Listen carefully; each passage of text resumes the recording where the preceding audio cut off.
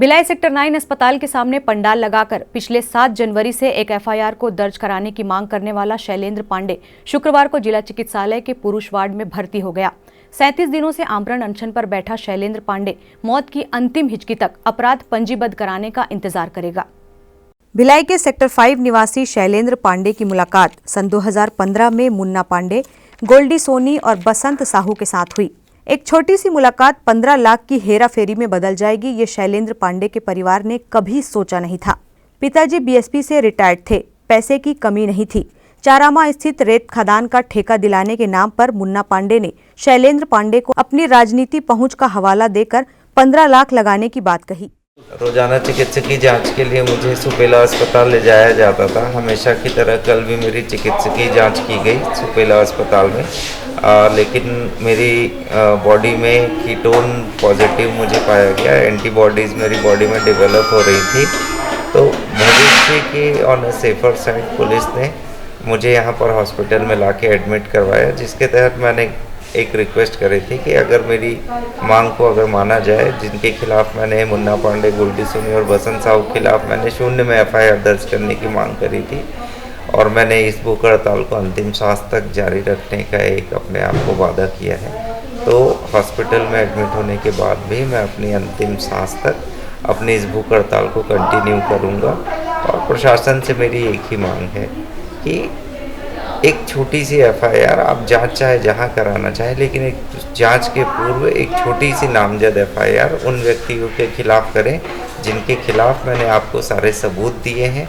उन सबूतों की तस्दीक करके एफआईआर दर्ज की जा सकती है। किसको आपने सबूत दिया? मैंने माननीय पुलिस अधीक्षक महोदय को, थाने में, और जितने भी व्यक्ति हैं, चाहे वो आईजी साहब हो, सभी को मैंने सारे के सारे सबूत उपलब्ध कराए हैं। और उन सबूतों को मैं उपलब्ध कराए हुए 1 महीने से भी ज़्यादा समय हो चुका है।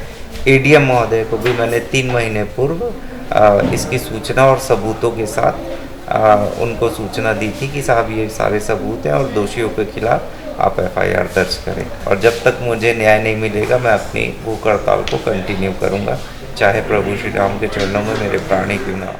शैलेंद्र पांडे और मुन्ना पांडे की पहली मुलाकात सेक्टर 9 में, दूसरी मुलाकात सेक्टर 1 और तीसरी मुलाकात होटल आशीष के बगल में बने मुन्ना पांडे के कार्यालय में हुई। तीसरी मुलाकात में शैलेंद्र पांडे ने 15 लाख रुपए मुन्ना पांडे को दिए। चारामा में रेत खदान तो शैलेंद्र पांडे की नहीं शुरू हो पाई, लेकिन शैलेंद्र पांडे धीरे धीरे टूटता चला गया। शैलेंद्र पांडे की पत्नी भी अपने पति का साथ निभाने 1 फरवरी से सेक्टर 9 अस्पताल चौक पर आमरण अनशन पर बैठी, लेकिन तबीयत खराब होने के कारण वह वापस घर आ गई। शैलेंद्र पांडे जी ने 7 जनवरी से आमरण अनशन शुरू किया था कुछ लोगों के खिलाफ। मुन्ना पांडे जी, बसंत साहू जी और गोल्डी सोनी जी, इन लोगों ने रेत खदान के नाम पे उनसे 15 लाख रुपए लिए और उसके बाद उस खदान को कभी भी चरामा में स्टार्ट नहीं किया।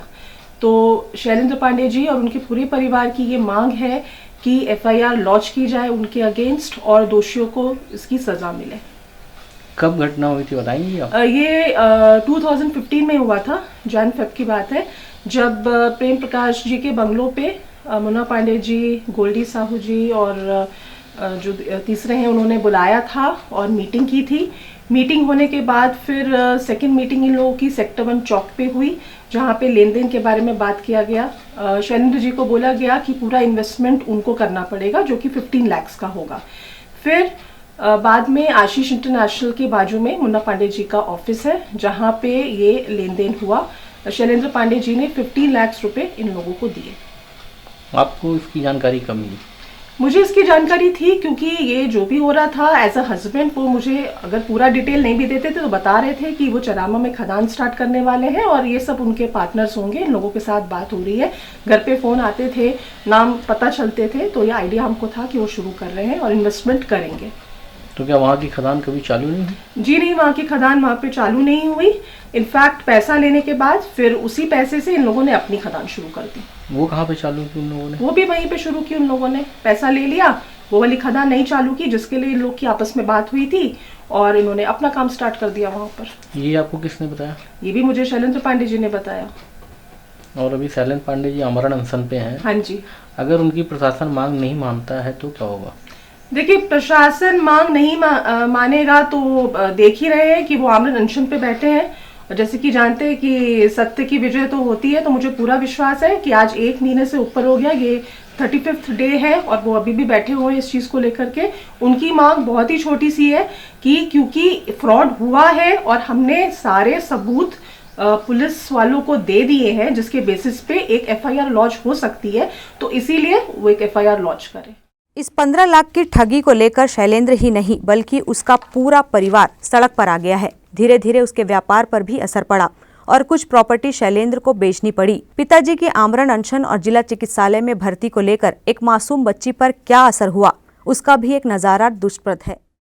मैं आपको अपने पापा के बारे में न्यूज़ देने वाली हूँ। और मेरे पापा है जो हंगर स्ट्राइक में है, और पापा इसलिए हंगर स्ट्राइक में है क्योंकि पापा के पास रुपीस होता था और कुछ गंदे लोग हैं और उनने पापा का खदान शुरू नहीं किया था, उनने ना अपना खदान शुरू करा था और इसके लिए पापा को हंगर स्ट्राइक करना पड़ा। और जब वो उन बुरे लोगों को सबक सिखाएंगे तो फिर वो हंगर स्ट्राइक करना बंद कर देंगे। आखिर क्या कारण है कि पुलिस प्रशासन को सारे कागजात मिलने के बाद भी वह अपराध पंजीबद्ध करने से कतरा रही है? क्या शैलेंद्र पांडे की मौत के बाद ही पुलिस के रोजनामचे में दर्ज होगा FIR?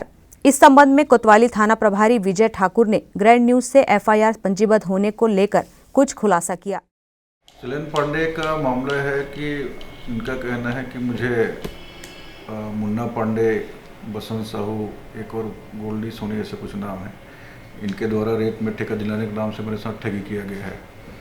इनका पूरा घटना स्थल चरामा जिला कांकेर क्षेत्र का है। हमने इसको आगाह भी किया है, हमने उसको पूरा कानूनी रूप से बता भी दिया गया है कि आपका मामला वहाँ का है, आप वहाँ जाकर अपना रिपोर्ट दर्ज कराइए। लेकिन उसके बाद यहाँ पर अनशन में बैठा हुआ है और कल हमने इसको ज़्यादा तबीयत खराब होने पर से हमने इसको एडमिट भी करवाया था जिला अस्पताल दुर्ग में। आज पता चला मुझे फ़ोन से सूचना मिली कि आज डिस्चार्ज करवा लिया स्वयं से अपना। लेकिन सर उसका कहना है कि जीरो पे यहाँ कायमी करके पुलिस इसकी जांच कर सकती है, ऐसा हो सकता है क्या? ये कोई भी कुछ भी कर सकता है। ऑलरेडी इसने कंप्लेन वहाँ भी दिया है, कांकेर जिले में दिया हुआ है, वहाँ स्ट्राइक वगैरह भी किया था ये।